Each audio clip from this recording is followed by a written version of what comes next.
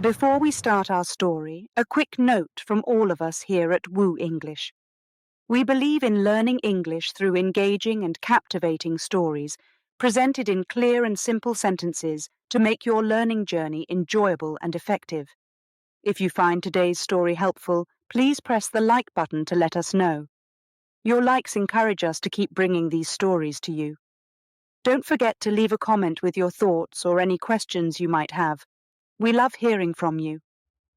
Now, let's dive into our story and learn together. Chapter 1. Early Years. In the quiet town of Woodstock, England, a baby boy named Winston Leonard Spencer Churchill was born on a cold winter's day, November 30th, 1874. His arrival into the world was neither simple nor ordinary, much like the life he would later lead. Born in the grand Blenheim Palace, a massive house with over 200 rooms, young Winston was surrounded by history and legacy from his very first breath. Winston's family was notable, not just in England, but in the whole of Britain. His father, Lord Randolph Churchill, was an influential politician, and his mother, Jenny Jerome, was an American beauty with a sharp mind and a bright spirit. They were a family of high standing, but within the walls of their vast home, Winston was just a small boy with red cheeks and curious eyes. As a child, Winston felt the weight of his family's expectations. His father, always busy with matters of state, was a distant figure, brilliant but stern. His mother, while loving, was often caught up in the social whirl of high society. Thus, young Winston spent much of his early years in the company of his nanny, Mrs. Everest, a kind-hearted woman who gave him the affection and comfort his parents often could not. Despite his noble birth, Winston's early education did not begin auspiciously. He was not a natural student. Letters and numbers seemed to jumble together, refusing to make sense in his mind. His teachers were often impatient, branding him troublesome and slow. This did not dampen his spirit.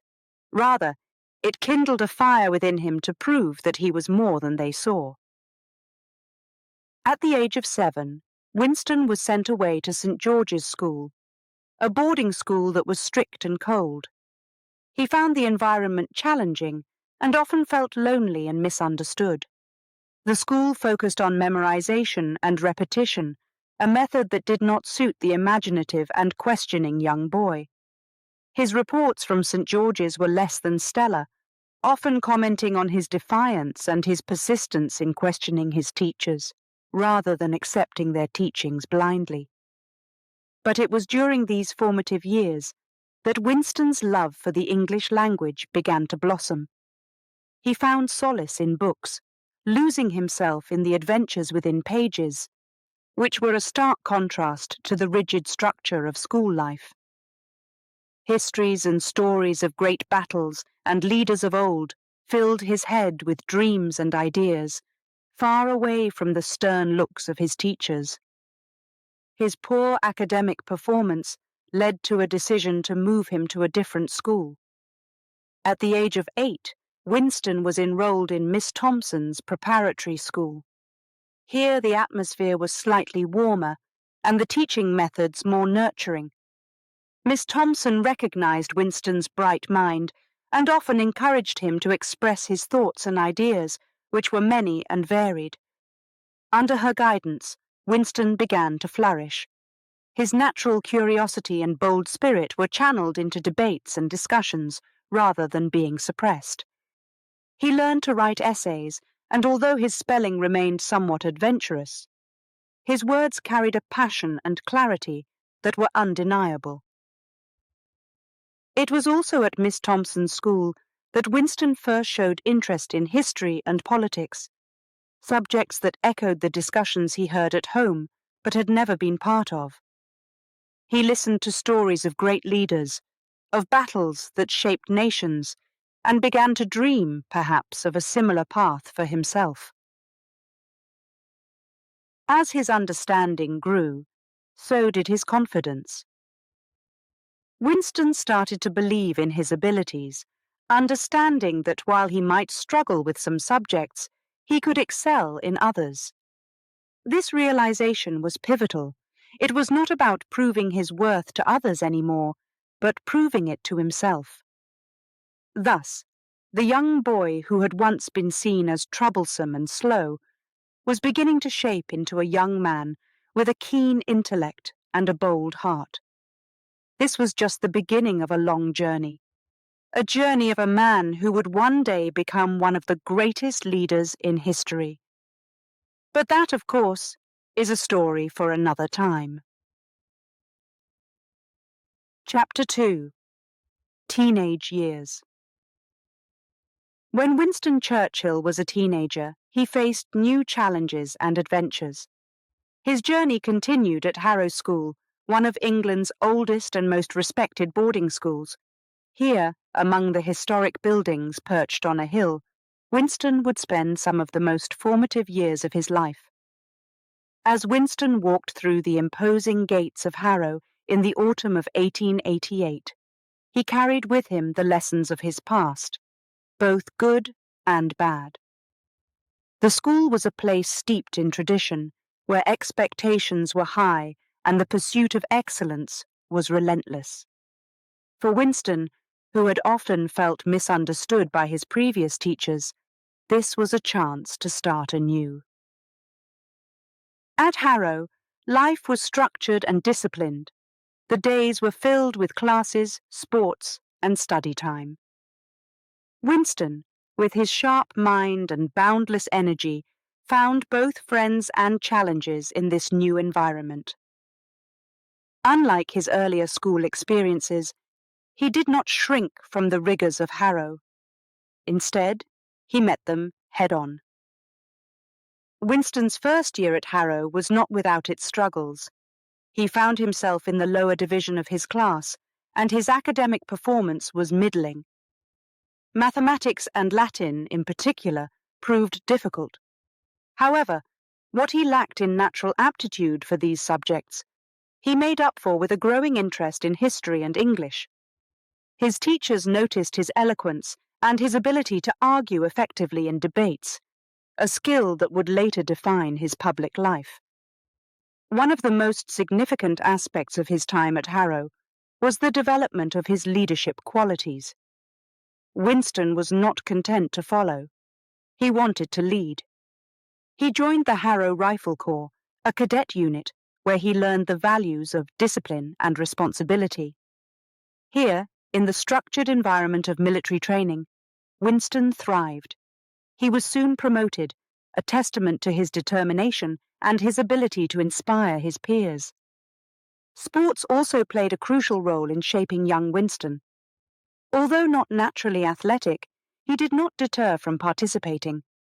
He took up fencing and proved to be a spirited and strategic fencer. Through sports, he learned the importance of teamwork and resilience, lessons that were ingrained deeply within him. Winston's love for words and speeches grew exponentially during his Harrow years. He became an active member of the school's debating society, where he honed his skills in public speaking. The debates were fierce, and the topics varied, ranging from historical events to the policies of the day. Winston relished these opportunities, using each one to sharpen his wit and refine his arguments. Perhaps the most dramatic moment of his school career came during a public speaking competition.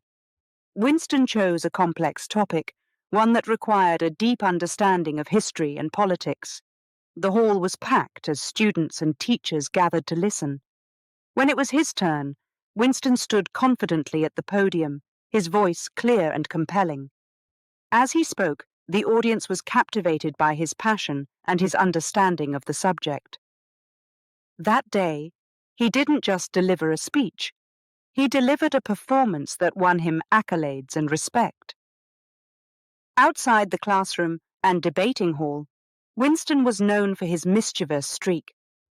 He was once part of a group that jokingly kidnapped a younger student, an event that ended harmlessly but showed Winston's love for elaborate plans and adventures. Despite his academic ups and downs, Winston's years at Harrow were marked by personal growth. He left the school not only with a set of academic qualifications, but with life skills that would aid him in the complex world of adult responsibilities. His time at Harrow solidified his resolve and his belief in his own leadership abilities.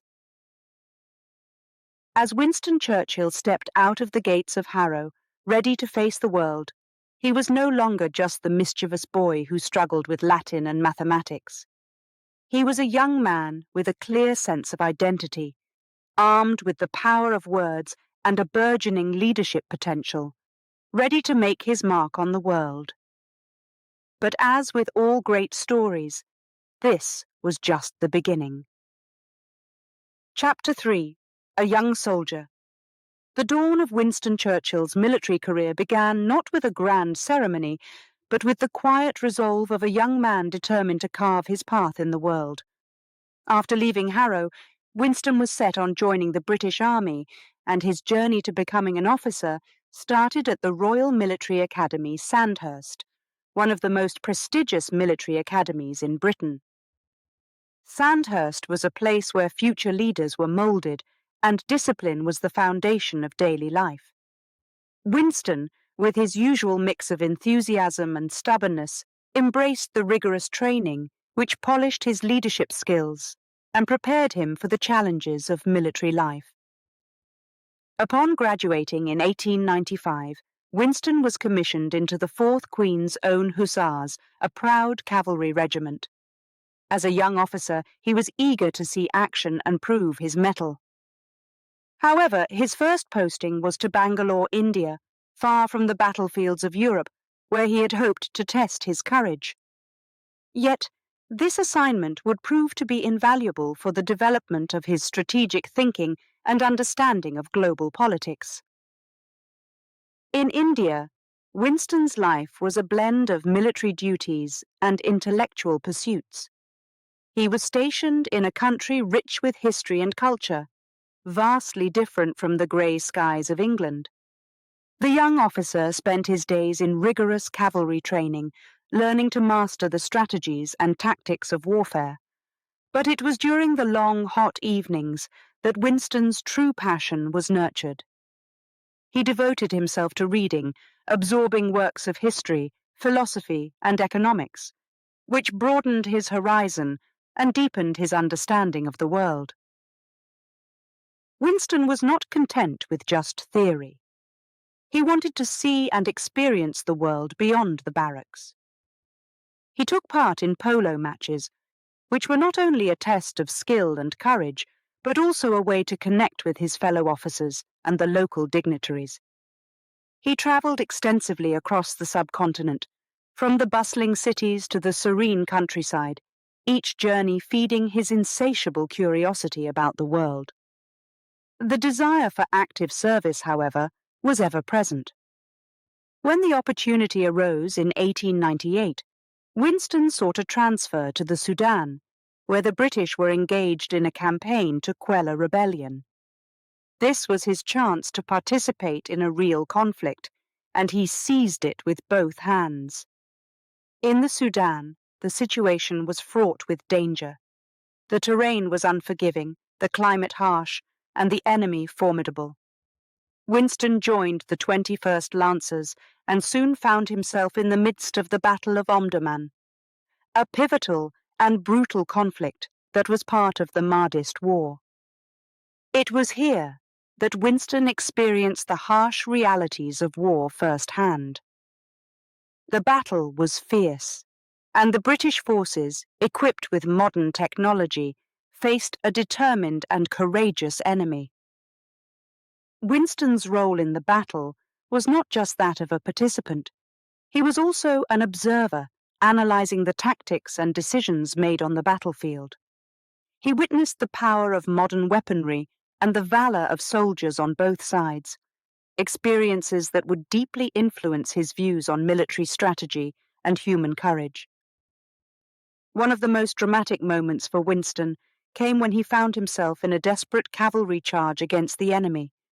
The clash was violent and chaotic, with dust and noise engulfing the soldiers as they fought fiercely for survival.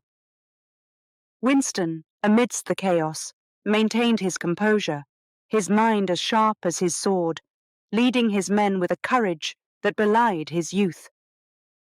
The Battle of Omdurman was a decisive victory for the British, but it left a lasting impression on Winston. He saw the glory of victory, but also the tragedy of loss.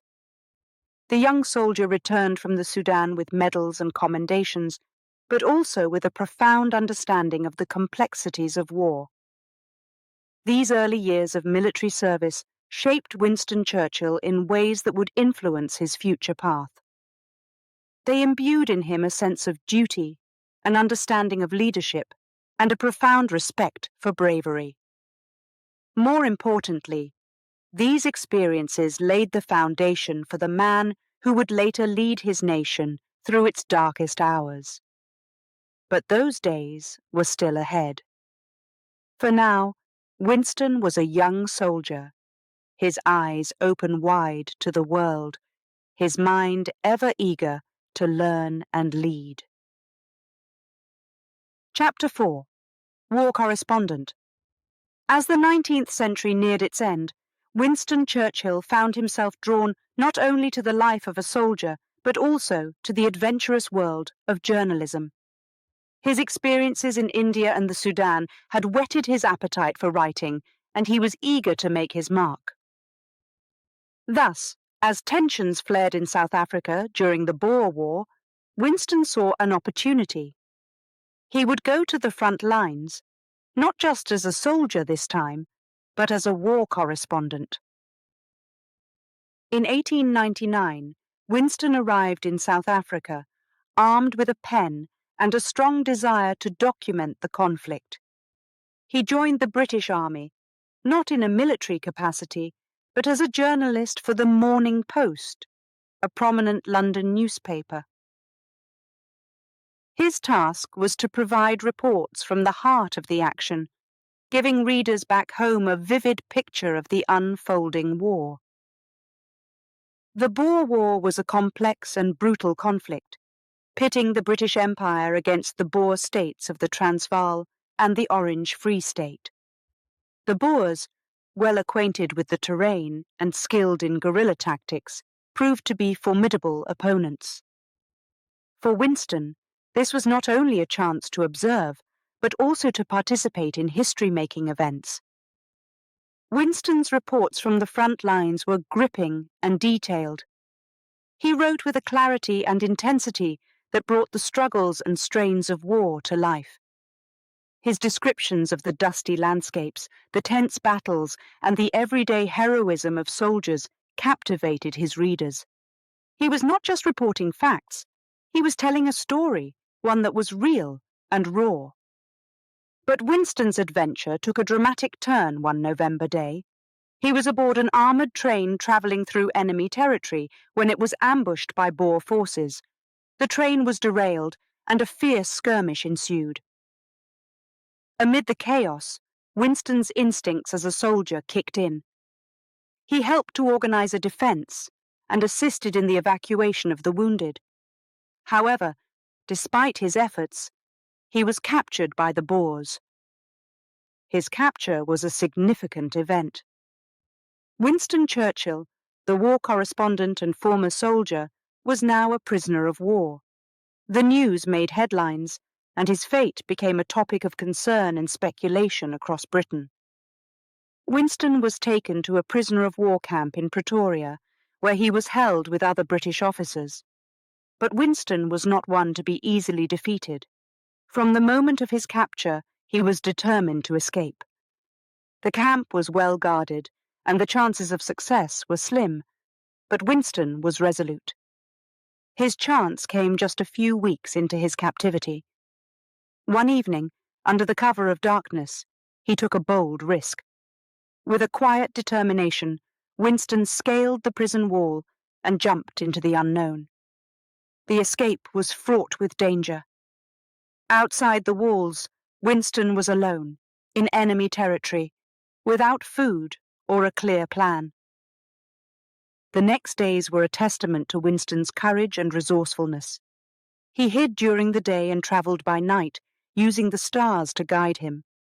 His journey was perilous, and more than once he nearly recaptured. However, through a combination of luck and the kindness of strangers, Winston made his way across nearly 300 miles to Portuguese East Africa, which was neutral territory. Upon reaching safety, Winston's escape was celebrated as a thrilling tale of bravery and determination.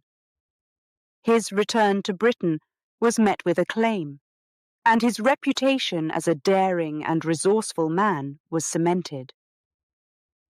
Winston's experiences as a war correspondent and his dramatic escape from captivity enriched his understanding of war and conflict. These experiences not only shaped his future political career, but also deepened his resolve to be involved in the shaping of world events. His writings from the Boer War remain a vivid testament to a young man's courage and the power of the written word to bring distant battles home. Chapter 5. Entering Politics. After his thrilling adventures as a war correspondent and his daring escape from captivity, Winston Churchill returned to England a hero. His experiences had not only shaped him, but also spotlighted his name across the country. It was against this backdrop of newfound fame that Winston decided to embark on a new challenge: a career in politics. In the early 1900s, British politics was a field dominated by figures who often came from long-standing political families or had significant wealth. While Winston himself came from a prominent family, his father, Lord Randolph Churchill, had been a notable politician. He needed to carve out his own space in this competitive arena. Winston's first attempt to enter Parliament was in 1899, during his time in South Africa. He ran for the seat in Oldham as a Conservative candidate while still on the battlefield. Despite his efforts, he was not elected, a setback that might have discouraged a less determined man. However, Winston was undeterred. He returned to Oldham in 1900, this time fresh from his escape and the stories that had captured the nation's imagination. His persistence paid off, and he was elected to the House of Commons. Entering the House of Commons, Winston was aware of the expectations resting on his shoulders. The chamber was imposing, filled with the murmur of seasoned politicians and the weight of history. As a young MP, Winston quickly realized that politics was as much about alliances and understanding public sentiment as it was about individual brilliance. His early days in Parliament were marked by his eagerness to make an impact. He was a frequent speaker, not shy to voice his opinions, which were not always in line with his party's views. This independent streak sometimes isolated him from more senior figures in the Conservative Party, but it also earned him a reputation as a man of principle. One of the first issues Winston tackled was that of social reform. He was moved by the plight of the working classes, whose lives he had seen up close during his travels and military service. He advocated for better working conditions and social welfare programs, topics that were not typically championed by his party at that time. This stance was controversial, but showcased his willingness to address the needs of all citizens, not just those who were well off. Winston's ability to speak convincingly and passionately about the issues close to his heart won him admirers across the political spectrum. However, his path was not smooth. His criticisms of the Conservative government's policies, especially regarding trade tariffs and military spending, led to tensions within his party. In 1904, after much consideration, Winston made a dramatic decision. He crossed the floor of the House of Commons to join the Liberal Party. This move was seen as a betrayal by some of his Conservative colleagues. But for Winston, it was a matter of following his convictions. The Liberals were more aligned with his views on progress and change, and under this new banner, he continued to push for reforms. One of his significant achievements during this period came when he was appointed Under Secretary of State for the Colonies. In this role, he was able to influence Britain's policies abroad, drawing on his extensive travel experience and understanding of international affairs. Winston's early political career was a time of learning and growth. He faced challenges and opposition, but each hurdle seemed only to strengthen his resolve. His speeches from this time reflect a man who was not only developing his voice, but also beginning to understand the complexities of leadership. As Winston navigated the turbulent waters of British politics, his early experiences as a soldier and journalist provided him with unique insights and a robust set of skills that helped him stand out. He was becoming known not just as a former adventurer, but as a rising political figure with a clear vision for his country. In these formative years, Winston Churchill began to lay the foundations of his future leadership. With each speech, each debate, and each policy proposal, he was shaping not only his destiny, but also the future of Great Britain. The young politician who had once been a daring escapee was now a driving force in the halls of power, a man whose early political career hinted at the greatness that lay ahead. Chapter 6: The Rising Politician. By the time the first decade of the 20th century was drawing to a close, Winston Churchill had firmly established himself as a prominent figure in British politics. His journey from a young member of Parliament to a significant leader was marked by both his relentless energy and his capacity to handle roles of increasing responsibility. As a rising politician, Winston's influence grew, and he was appointed to several important positions. One of his most notable roles came in 1908, when he was made President of the Board of Trade. In this position, he was responsible for overseeing commerce and industry in Britain, a task that involved complex decisions and innovative policy-making. At the Board of Trade, Winston introduced several reforms aimed at improving working conditions and supporting the unemployed. He was instrumental in the passing of the Trade Boards Act, which established minimum wages in certain industries for the first time in British history. He also played a key role in the development of unemployment insurance with the National Insurance Act of 1911, part of a series of social reforms that marked the era. While his professional life was thriving, Winston's personal life also took a joyful turn. In 1908, the same year he was appointed to the Board of Trade, Winston married Clementine Hosier. The story of how they met and fell in love adds a tender chapter to Winston's otherwise bustling life of public service. Winston and Clementine were introduced at a dinner party in 1904, but it was not until 4 years later, at a ball in the glamorous setting of Crewe House, that their romance truly began. Clementine was a woman of grace and intelligence, possessing a sharp wit that matched Winston's own. Their courtship was swift and sweet, with Winston proposing at the beautiful Blenheim Palace, where he had been born. Their marriage was a partnership that would endure the ups and downs of a tumultuous century. Clementine was not only a supportive wife, but also an advisor, often providing Winston with insights and counsel on various issues. Her strength and poise would become crucial in the years to come, especially during the challenging times of war.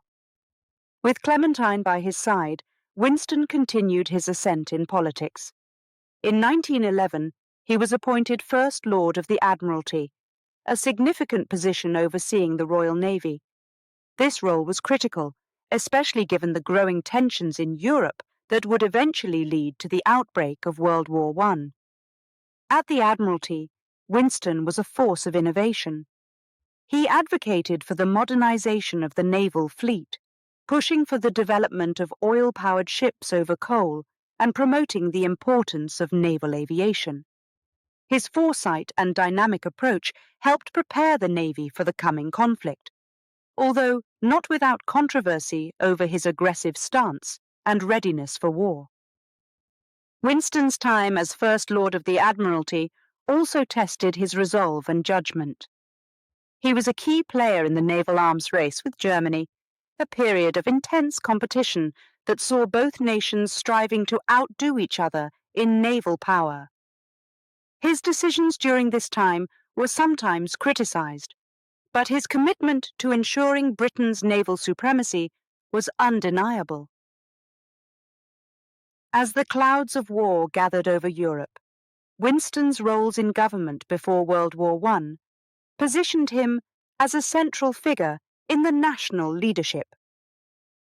His reforms at home and his leadership at the Admiralty had marked him as a politician of vision and vigour. The chapter of his life before the war was a blend of personal and professional milestones. His marriage to Clementine provided him with a stable home life and a partner who was both his confidant and his supporter. Professionally, he had proven himself as a leader capable of handling significant responsibilities and making tough decisions. As World War I began, Winston Churchill was no longer just a rising politician. He was a key leader in a world on the brink of profound change. His journey from the ambitious young MP to the head of the Admiralty had prepared him for the challenges ahead, equipping him with the experience and resilience he would need in the turbulent times to come. Chapter 7. World War I. As the storm of World War I engulfed the world, Winston Churchill found himself at the heart of Britain's naval strategy. His role as First Lord of the Admiralty placed him in charge of the Royal Navy, the first line of defence against the German naval threat. This chapter in his life was marked by intense challenges and dramatic decisions that would test his leadership and resolve. With the onset of war in 1914, Winston was quick to mobilise the Navy, ensuring that Britain's massive fleet was ready to face the German U-boats and surface ships. His efforts during these early days were crucial in maintaining control of the seas, a vital aspect of Britain's war strategy. The Navy protected shipping lanes, ensuring that the island nation could receive supplies and troops from across the world, crucial for its survival. However, Winston's tenure at the Admiralty would soon be overshadowed by one of the most controversial military campaigns of the First World War, the Gallipoli Campaign. Initiated in 1915, the plan aimed to open a new front by securing the Dardanelles, a strategic strait leading to the heart of the Ottoman Empire. By capturing this key route, the Allies hoped to link up with Russia and knock Turkey out of the war. Winston championed this bold strategy with the intention of breaking the stalemate on the Western Front. He believed that a decisive blow in the East could alter the course of the war. However, the campaign faced logistical and tactical challenges from the start. The terrain was rugged, the naval forces underestimated the Turkish defences, and the Allied troops met with fierce resistance. The Gallipoli operation, intended as a swift and strategic knockout, turned into a prolonged and bloody campaign. The Allies suffered heavy casualties, and the objectives were not achieved. The images of loss and the tales of bravery and despair from the Gallipoli shores deeply affected the public and political perception back home. Faced with the campaign's failure, Winston's role was scrutinized. Criticism mounted, not just from his political opponents, but also from the press and the public. The weight of the failed campaign fell heavily on his shoulders, and in 1915 he was removed from his position at the Admiralty. This was a profound blow to Winston, who had poured so much of his energy and hopes into the Navy and the Gallipoli plan. After his dismissal, Winston experienced one of the lowest points in his career.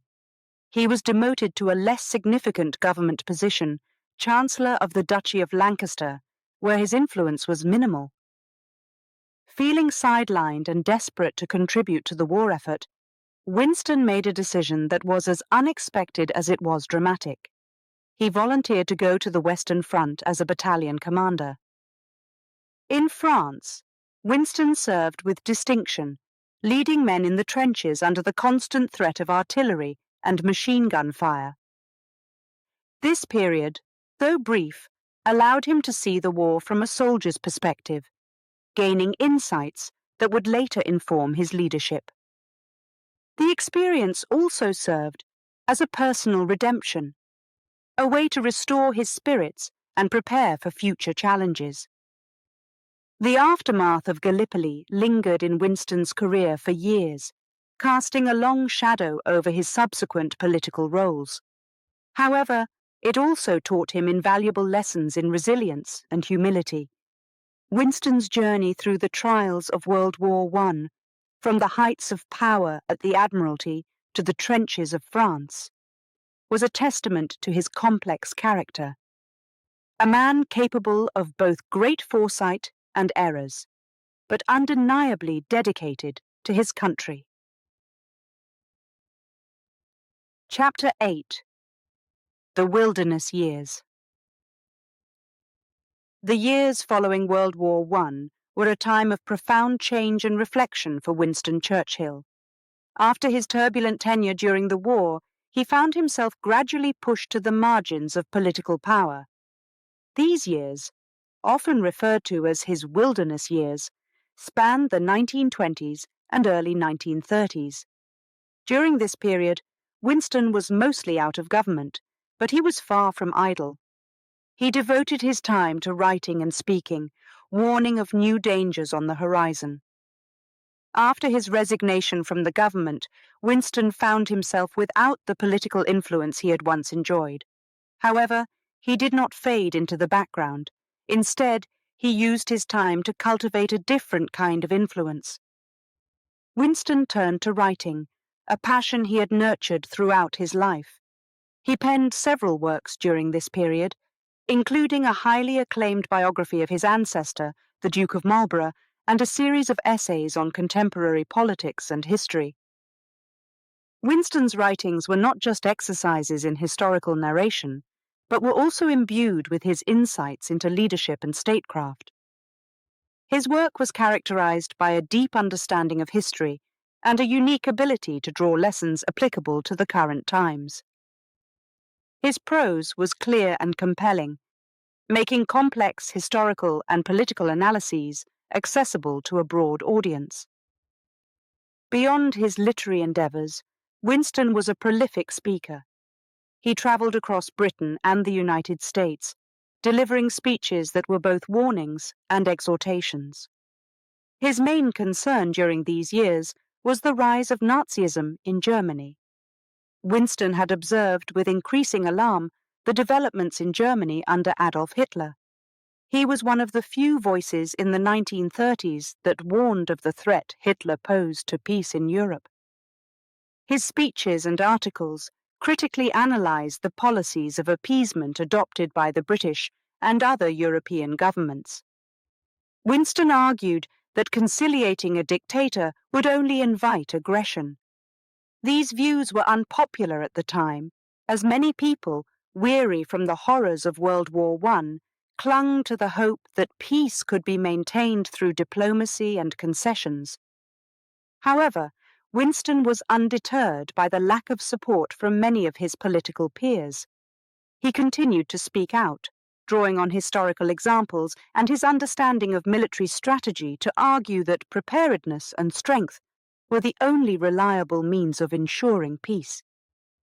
His persistent calls for rearmament and readiness were vindicated tragically as World War II approached, and his foresight was eventually recognized as prophetic. During these wilderness years, Winston also deepened his personal life.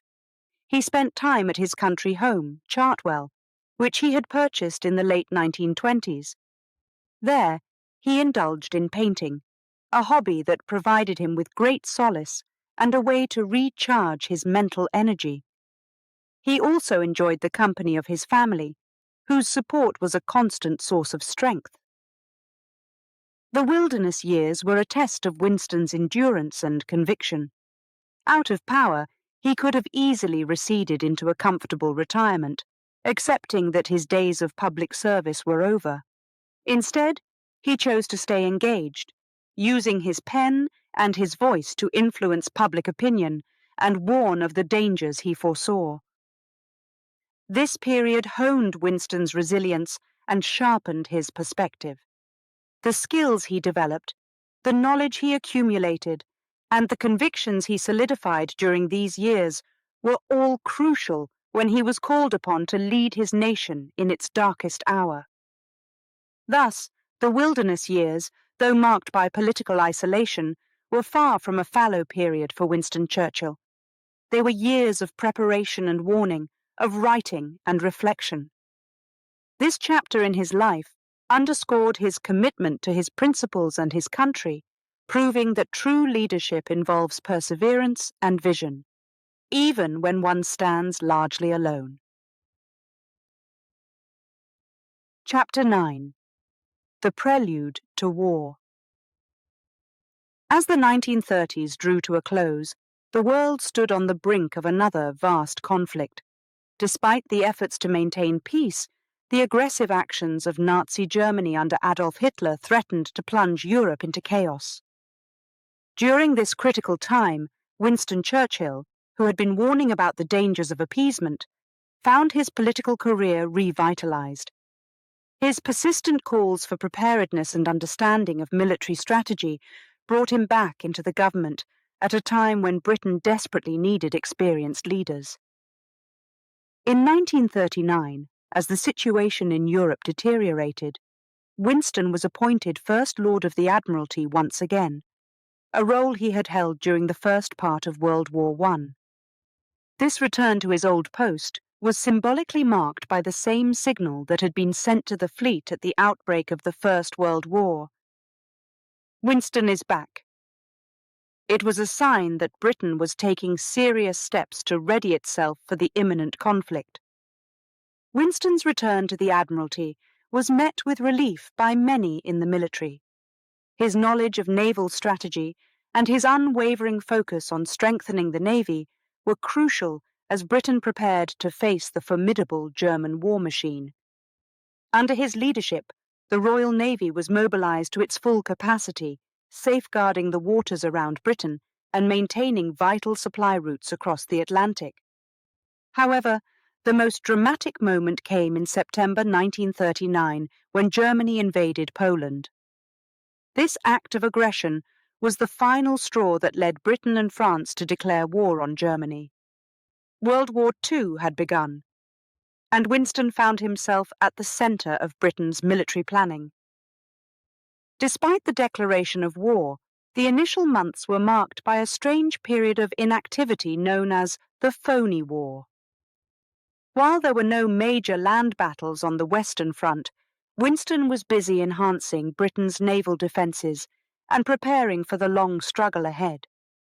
He was instrumental in planning operations and strategizing how to counter the U-boat threat, which was critical to Britain's survival due to its reliance on imported goods and food.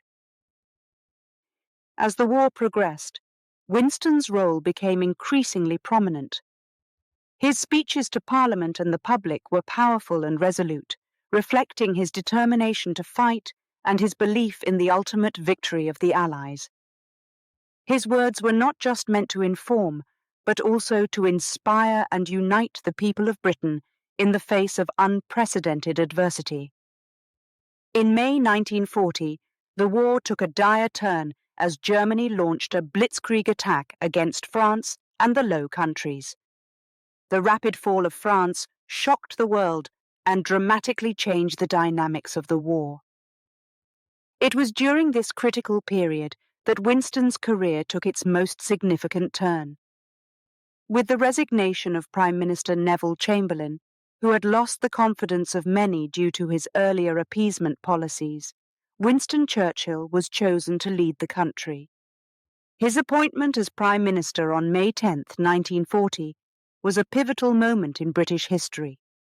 On his first day in office, he famously declared, "I have nothing to offer but blood, toil, tears, and sweat," setting the tone for his leadership during the war.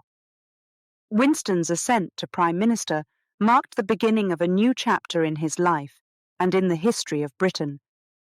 His leadership during World War II would come to define his legacy, characterized by his unyielding spirit and his ability to rally the nation against the dark tide of Nazism. Thus, the prelude to war not only marked a return to power for Winston Churchill, but also the start of his most challenging and defining role. His foresight in the years leading up to the war, his strategic acumen during the early days of the conflict, and his inspiring leadership were all critical as Britain navigated the darkest days of World War II. Chapter 10. Britain's Prime Minister. When Winston Churchill became Prime Minister in May 1940, he stepped into a role fraught with peril and burdened with immense responsibility. Britain was under threat, and the spectre of Nazi Germany loomed large over Europe. Winston's leadership during this time would not only test his character, but also define his legacy. Upon taking office, Winston faced a dire situation. France was on the brink of collapse under the Nazi onslaught, and it seemed likely that Britain would be next. The country was gripped by fear and uncertainty. Yet it was during these darkest hours that Winston's qualities as a leader came to the forefront. One of the most crucial elements of his leadership was his communication. Winston had a profound understanding of the power of words, and he used this to great effect. His speeches were not merely updates on the war, they were rallying cries to the nation, designed to inspire courage and resolve even in the bleakest of times. His first speech to the House of Commons as Prime Minister was a defining moment. On May 13, 1940, he delivered what would become one of his most famous speeches, known for its stark honesty and rousing conclusion. He stated, "I have nothing to offer but blood, toil, tears, and sweat," setting the tone for his tenure. This speech did not promise an easy victory or downplay the sacrifices required. Instead, it prepared the British people for the hard road ahead, while also instilling a sense of unity and determination. As the war progressed, Winston continued to use his speeches to bolster the British spirit. In June 1940, after the miraculous evacuation of British and Allied troops from Dunkirk, he spoke again to the nation. His words, "We shall fight on the beaches. We shall fight on the landing grounds. We shall fight in the fields and in the streets. We shall fight in the hills. We shall never surrender," became legendary. This speech did more than assure. It galvanized the public and became a symbol of British resilience. Winston's leadership was not just evident in his speeches, but in his actions as well.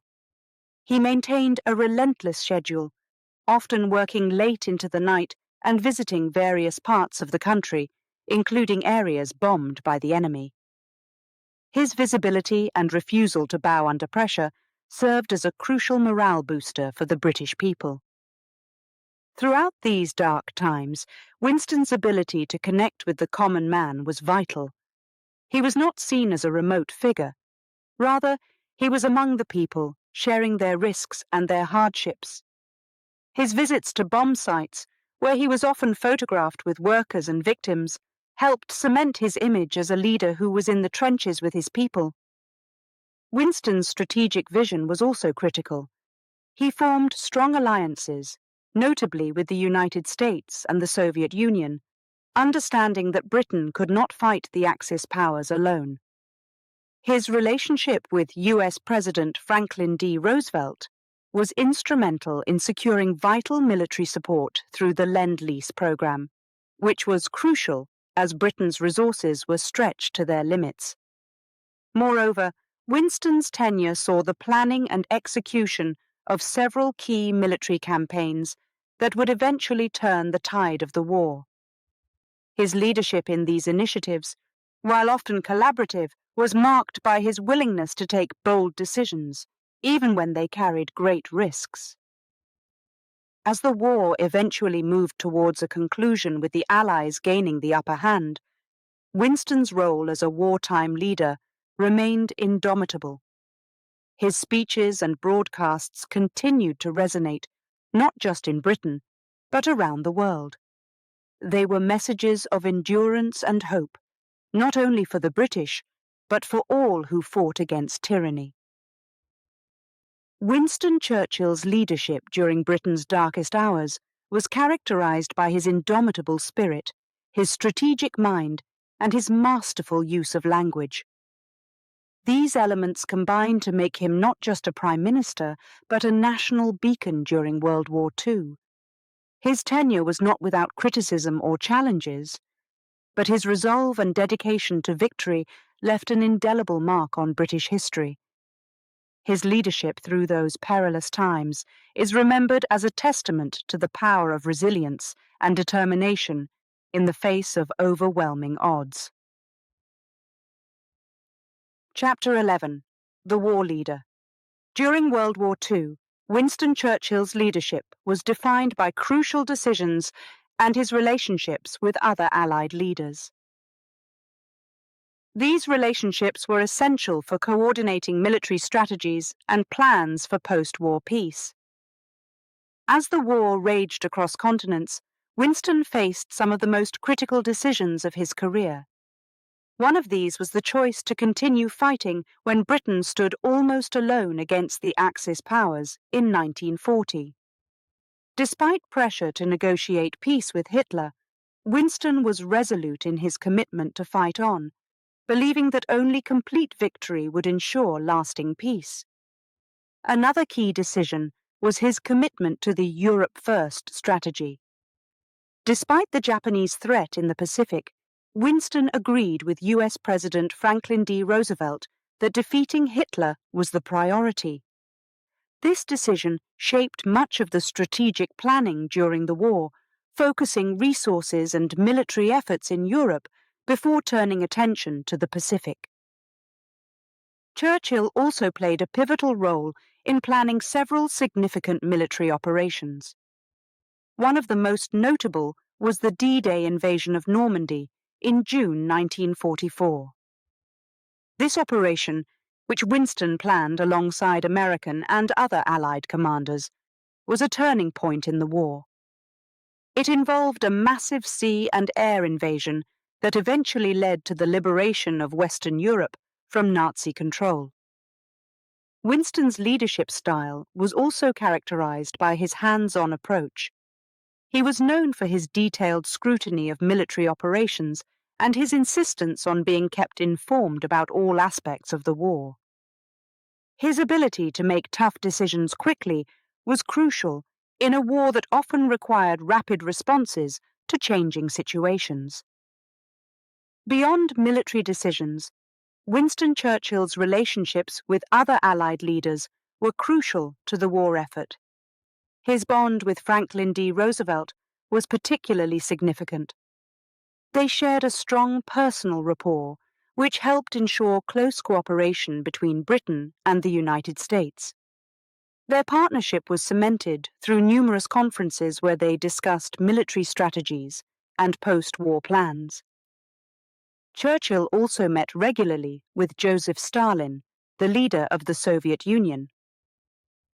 While their relationship was more complex due to ideological differences, Winston managed to work with Stalin to coordinate the military efforts on the Eastern Front with those in the West. Their meetings, which included the Tehran Conference in 1943 and the Yalta Conference in 1945, were crucial for planning the final stages of the war against Nazi Germany. One of the most challenging aspects of Winston's wartime leadership was maintaining unity among the Allies. Differences in national interests and long-term goals could have undermined the war effort, but Winston's diplomatic skills often helped to bridge these gaps. His ability to negotiate, persuade, and sometimes compromise was essential in keeping the Allied coalition functional. Winston Churchill's leadership during World War II was marked not only by his decisions, but also by his ability to inspire. His speeches continued to play a vital role in bolstering morale among the British public and the Allied forces. His words offered hope and reinforced the justness of the Allied cause. Throughout the war, Winston's health was under tremendous strain due to the pressures of leadership. However, his commitment never wavered. He remained actively involved in both strategic planning and diplomatic efforts until the end of the war. Chapter 12: Challenges and Strategy. World War II was a conflict filled with uncertainty and continuous challenges that tested the mettle of all the leaders involved, including Winston Churchill.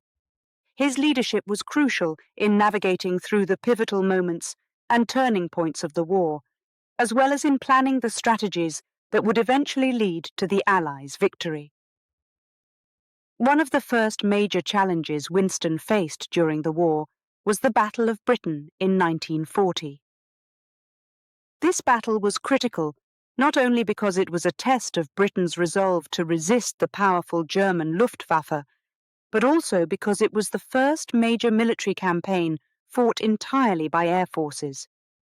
The German plan was to destroy Britain's Royal Air Force, RAF, and gain air superiority in preparation for an invasion. Winston's role in inspiring the RAF pilots and the British public during this time was crucial. His speeches rallied the nation and instilled a fighting spirit that would prove essential.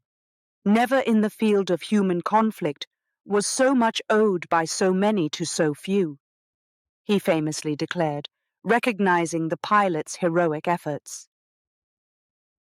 The North African campaign was another significant challenge that had a major strategic impact on the course of the war.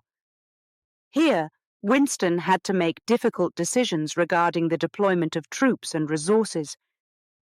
The campaign was crucial for controlling the Mediterranean Sea and preparing for an Allied invasion of southern Europe. Under Winston's leadership, British forces, along with their American allies, eventually succeeded in pushing the Axis powers out of Africa. This victory was a turning point because it allowed the Allies to begin planning the invasion of Italy, opening up a new front that would draw German forces away from the Eastern Front. Planning the path to victory involved coordinating with multiple Allied nations and military leaders, which was an enormous strategic and diplomatic challenge. Winston was deeply involved in the planning of Operation Overlord, commonly known as the D-Day invasion of Normandy. This operation, launched in June 1944, was one of the largest amphibious military assaults in history. Winston worked closely with American General Dwight D. Eisenhower and other Allied commanders to ensure that the plans were as thorough and effective as possible. The successful landing at Normandy was a decisive moment in the war, leading to the liberation of Western Europe from Nazi control. Winston's strategic vision was also evident in his insistence on prioritizing certain military operations over others, despite differing opinions among the Allied leaders.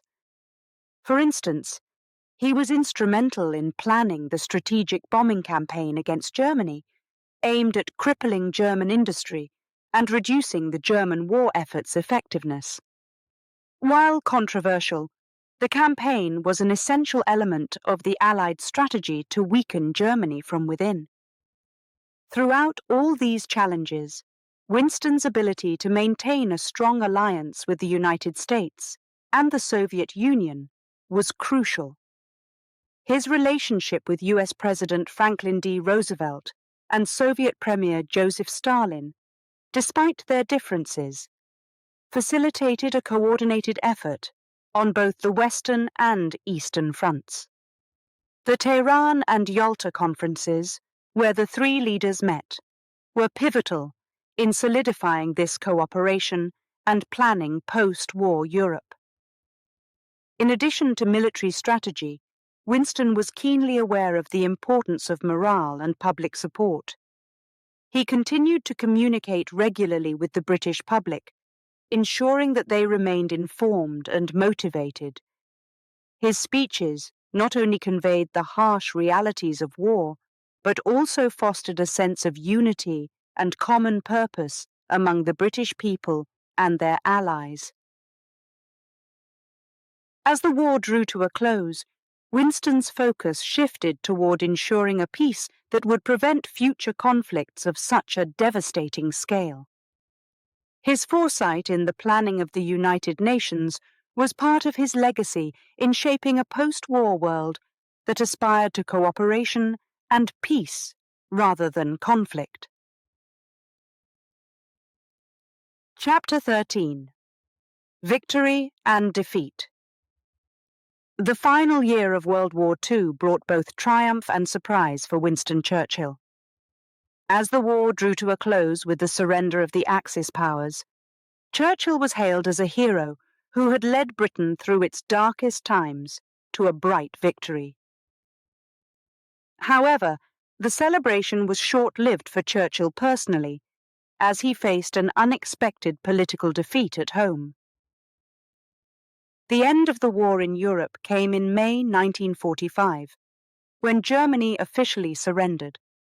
The streets of London and many other cities across Britain and the Allied nations were filled with joy and relief.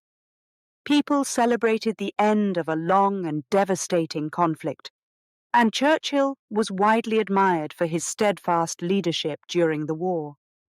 His speeches and broadcasts had become symbols of endurance and courage, inspiring not just Britons, but people around the world. However, as the country shifted from wartime to peacetime, the British public began to think about their future in a different light.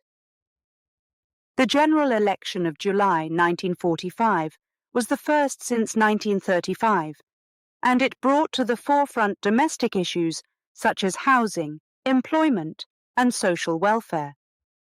During the war, the Labour Party had promised comprehensive reforms that appealed to a population eager for change after years of hardship.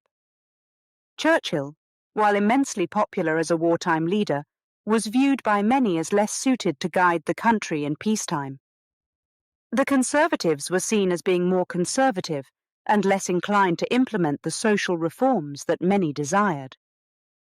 In a surprising turn of events, the Labour Party won a landslide victory, and Churchill was compelled to step down as Prime Minister. This defeat was a profound shock to Churchill. He had led the nation through war, but now found himself sidelined in the new era of peace. However, this period also allowed him to reflect on his leadership and the resilience required not just in times of war, but also in personal setbacks. Churchill spent the next few years in the political wilderness once again, much like the period before the war. During this time, he continued to write and speak on various issues, reflecting on his experiences and the lessons of leadership. He emphasized the importance of courage, determination, and the ability to learn from both success and failure. Churchill's reflections during this time revealed a man who understood that leadership was not just about guiding others through challenges, but also about facing one's own trials with grace and resilience. He wrote about the qualities necessary for a leader, such as the ability to make tough decisions under pressure, the need to maintain hope in the face of despair, and the importance of staying true to one's principles even when they are not popular. Despite the political defeat, Churchill's legacy as a leader during World War II remained untouched. He was called upon once again to serve as Prime Minister in 1951, when the Conservatives returned to power. This comeback underscored his resilience and the trust that the public still placed in his leadership abilities. Churchill's second term as Prime Minister was marked by a focus on international relations and the management of the British Empire's decline. He continued to influence global politics, particularly during the early years of the Cold War. Chapter 14. The Post-War Years. After the unexpected defeat in the 1945 general election, Winston Churchill did not retire from public life. Instead, he remained active in politics and returned to power in 1951, serving as Britain's Prime Minister once again. His second term was marked by significant challenges and achievements, particularly in the areas of international relations and domestic policy during a period of great change. The world after World War II was very different. The British Empire was diminishing, and new superpowers, the United States and the Soviet Union, were rising. This shift required a new approach to international relations, and Churchill, with his vast experience and strategic mind, was well prepared to handle these changes. One of Churchill's major concerns during his second term was the Cold War. The tension between the Western Bloc, led by the United States, and the Eastern Bloc, led by the Soviet Union, was escalating. Churchill recognized the need for a strong relationship with the United States to ensure Britain's security and influence. He worked closely with US leaders, including President Dwight D. Eisenhower, to strengthen the transatlantic alliance through NATO, which played a crucial role in the West's defense strategy against potential Soviet aggression. In 1953, Churchill was awarded the Nobel Prize in Literature, acknowledging his numerous published works, including his memoirs of the Second World War. This accolade was a testament to his skills as a historian and writer, capturing the gravity and complexity of the times he had helped navigate. Domestically, Churchill's government faced the task of rebuilding Britain's economy, which had been severely impacted by the war. His administration worked on improving the welfare state, a project initiated by his predecessors by enhancing healthcare, housing, and education to meet the needs of a changing society. While his government is often criticized for not advancing the welfare state as rapidly as some would have liked, it managed to lay down the foundations for future reforms. One of Churchill's significant contributions during this time was his vision for European unity. While he did not foresee Britain as part of a united Europe, his speeches promoted the idea of a United States of Europe, which helped to inspire movements toward European integration. This was part of his broader strategy to ensure peace in Europe, preventing the continent from slipping back into the conflicts that had so devastated it in the first half of the 20th century. Churchill's leadership style during his second term was characterized by his continued emphasis on strong leadership and strategic diplomacy. Despite his advancing age and declining health, he remained deeply involved in both domestic and international affairs. His experience and determination helped guide Britain through the complex early years of the post-war period. However, by 1955, the pressures of leadership and his health led him to resign.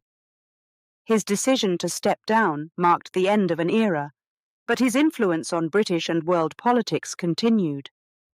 His legacy as a leader who had navigated through war and peace left an indelible mark on the 20th century. Chapter 15. Final Years. After stepping down from the role of Prime Minister in 1955, Winston Churchill entered the final phase of his long and storied life. Although he no longer held the reins of leadership, his influence on world affairs and his presence on the global stage remained significant. This chapter of his life was marked by reflection, recognition, and a gradual withdrawal from the public eye, yet he continued to impact the world in meaningful ways. Churchill spent much of his time at Chartwell, his beloved family home in Kent, where he had spent many happy years with his wife, Clementine, and their children. Here, surrounded by the landscapes he loved, Churchill had the opportunity to indulge in his passion for painting, an activity that provided him with great comfort and joy. His artwork, characterized by its bold colors and expressive style, was a testament to his creativity and a source of personal fulfillment. Even in retirement, Churchill remained a respected figure whose opinions were sought on major issues. He continued to write and speak publicly, although with less frequency. His writings from this period include A History of the English-Speaking Peoples, a 4-volume series that offered insights into the history and achievements of English-speaking civilizations. This work reflected his enduring belief in the special relationship between Britain and the United States, and his conviction that the English-speaking world had a unique role to play in global affairs. Churchill's impact on world affairs during his final years was also evident in his ongoing advocacy for peace and stability. He remained deeply concerned about the nuclear threat during the Cold War and advocated for what he called peaceful coexistence between the West and the Soviet Union. His speeches and writings often emphasized the importance of diplomacy and mutual understanding to avoid nuclear catastrophe. In recognition of his contributions to the nation and the world, Churchill continued to receive numerous honors and awards. One of the most significant came in 1963, when U.S. President John F. Kennedy, acting under the authority of an act of Congress, proclaimed him an honorary citizen of the United States. This rare honor was a testament to his extraordinary contributions to the Allied victory in World War II and his efforts to strengthen Anglo-American relations. Churchill's health, however, began to decline as he advanced in age. Despite this, he made public appearances when possible and continued to engage with friends and family. His resilience in the face of aging and illness was a final testament to his enduring spirit. Winston Churchill passed away on January 24, 1965, at the age of 90. His death was marked by a state funeral, which was a rare honor for a commoner and reflected his immense impact on British and world history. Leaders from around the world came to pay their respects, and millions watched the funeral on television, a sign of his widespread influence and the global recognition of his life's work. Churchill's final years were a blend of personal retreat and ongoing public engagement. He remained a figure of immense historical significance, admired for his leadership during war and his wise counsel in peace. Even after his leadership had ended, his words and deeds continued to resonate, influencing discussions on international diplomacy, democracy, and human rights. Chapter 16: Legacy and Memory. Winston Churchill's life was marked by significant achievements and profound impact, which have been commemorated through tributes and memorials around the world. Even decades after his death, his legacy continues to resonate, influencing leaders, historians, and the public alike.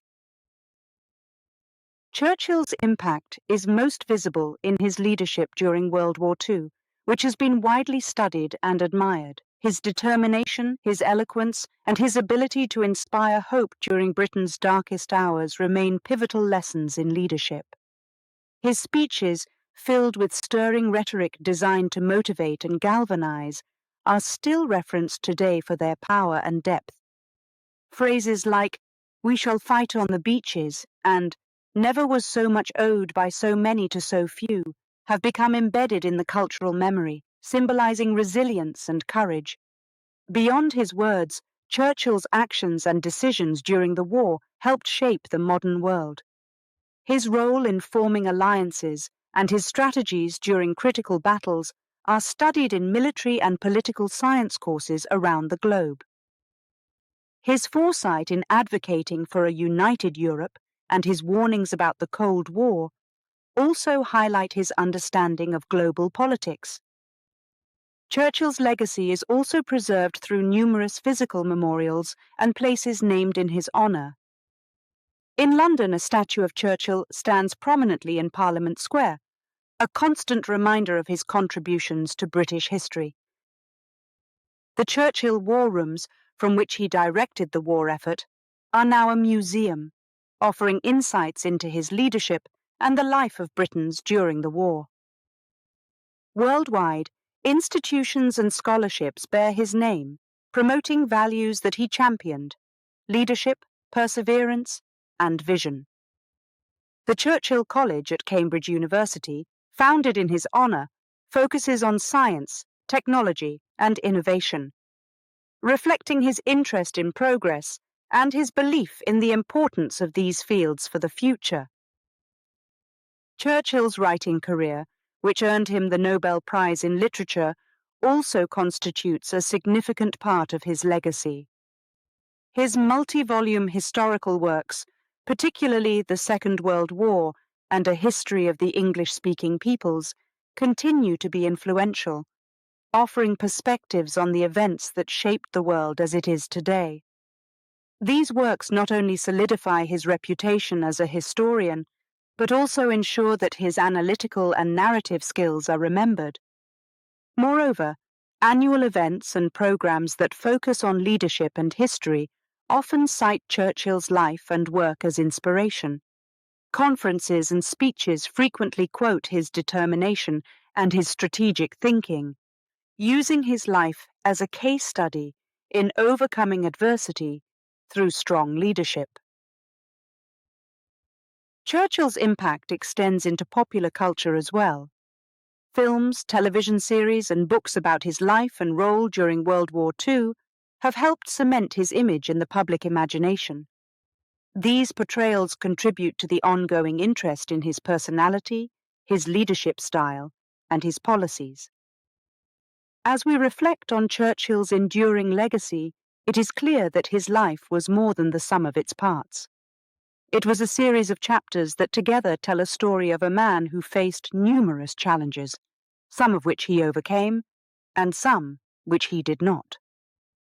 Each chapter contributed to a legacy that is characterized by resilience, intellect, and an unwavering commitment to his country and values. In summary, Chapter 16, Legacy and Memory, encapsulates how Winston Churchill's influence remains a potent and enduring force. His contributions to history, his inspirational speeches, his writings, and the various memorials around the world that bear his name all serve to keep his memory alive. They remind us of a leader who not only played a pivotal role in shaping the 20th century, but whose life continues to inspire and teach lessons of leadership and perseverance to future generations. Chapter 17. Learning from Churchill. Winston Churchill's life was a tapestry of public service, leadership, and personal resilience, woven through times of peace and conflict. Reflecting on his life offers valuable lessons in leadership, courage, and determination that remain relevant in today's world. This final chapter explores these lessons and the enduring impact of his life on future generations. Lesson 1. The Power of Perseverance. Churchill's political career was marked by numerous setbacks and comebacks. After losing his position as the First Lord of the Admiralty after the Gallipoli disaster in World War I, he did not retreat from public life. Instead, he continued to serve in various capacities, ultimately returning as Prime Minister during World War II. His ability to persevere, to stand firm in the face of adversity, teaches us that setbacks can be stepping stones to greater achievements if one remains committed to their goals. Lesson 2. the importance of visionary leadership. Churchill's foresight during the early days of World War II, when he stood almost alone in his opposition to appeasement, underscores the importance of visionary leadership. He saw the dangers of Nazi Germany when many others sought peace at any cost. His insistence on preparing Britain for a possible conflict, both physically and mentally, highlights the need for leaders to look ahead and prepare for future challenges, even when others may not see immediate threats. Lesson 3. Communicating effectively under pressure. Churchill's speeches during World War II exemplify his skill in using words to inspire and motivate. His addresses to the nation, filled with resolve and defiance, were crucial in bolstering British morale during the war's darkest days. From this, we learn that effective communication is critical in leadership, especially under pressure. Being able to articulate a clear vision and rally others around a common cause can be a decisive factor in overcoming challenges. Lesson 4. The value of resilience. Throughout his life, Churchill faced numerous health issues, political defeats, and personal challenges. However, his resilience in the face of these trials helped him to continue pursuing his goals. This resilience teaches us that personal hardships do not have to define our outcomes. The ability to recover from difficulties, to adapt and move forward, is invaluable, not just in leadership, but in everyday life. Conclusion. Reflecting on Churchill's legacy. As we reflect on Winston Churchill's life and legacy, it is clear that his impact goes beyond his wartime leadership. His life story is a testament to the impact that one determined individual can have on the course of history. Churchill's enduring legacy is not just in the battles he fought or the speeches he gave, but in the lessons he imparted through his actions and words. Churchill's contributions to history remind us of the importance of courage in leadership, the necessity of resilience, and the power of articulate communication.